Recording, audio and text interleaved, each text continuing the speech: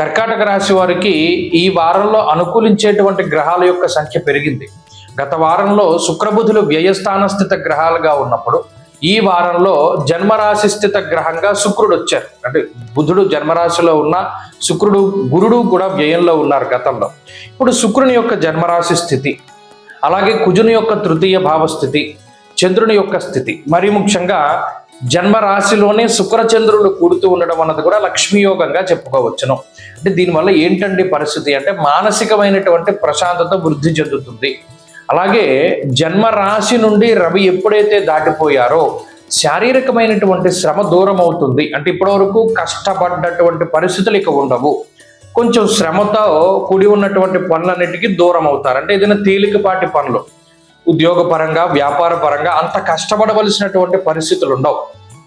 ఇప్పటి వరకు పని ఒత్తిడితోనో ఇంకో దాంతోనో కాలాన్ని అతిక్రమించి భోజనం చేస్తూ వస్తూ సరైన సమయానికి తిండి, సరైనటువంటి నిద్ర లేనటువంటి కర్కాటక రాశి వారు ఈ వారం లగాయతూ కొంచెం సమయానుకూలంగా అన్ని నియమాల్ని పాటించగలుగుతారు.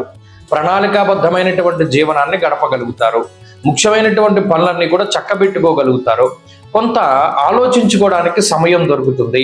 మరీ ముఖ్యంగా తొందరపాటు చర్యలు, తొందరపాటు నిర్ణయాల వల్ల గతంలో పడ్డటువంటి ఇబ్బందుల నుండి బయటపడుతూ ఉంటారు. అంతేకాక జన్మరాశిలోని శుక్రచంద్రులు కూడడం అన్నది ఇందాక చెప్పుకున్నాం లక్ష్మీ యోగము అని. దీని వలన సంపద పెరుగుతుంది.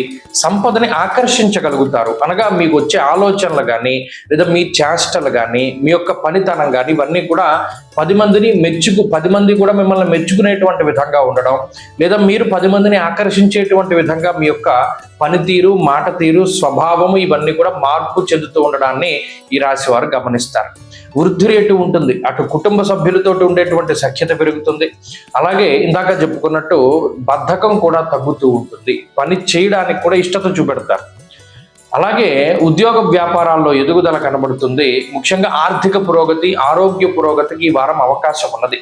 కాబట్టి కర్కాటక రాశి వారు గత వారాలతో పోల్చుకుంటే ఈ వారం అనుకూలమైనటువంటి ఫలితాలను పొందుతూ ఉన్నారు. వీరు మరింత అనుకూలమైనటువంటి ఫలితాలని పొందాలి అంటే అమ్మవారి యొక్క ఆరాధన, ప్రతినిత్యము దేవీ ఖడ్గమాల స్తోత్రాన్ని పారాయణ చేస్తూ ఉండడము, ఏదైనా సౌందర్య లహరి లాంటిది చదువుకుంటూ ఉండడం చెప్పదగినటువంటి సూచన.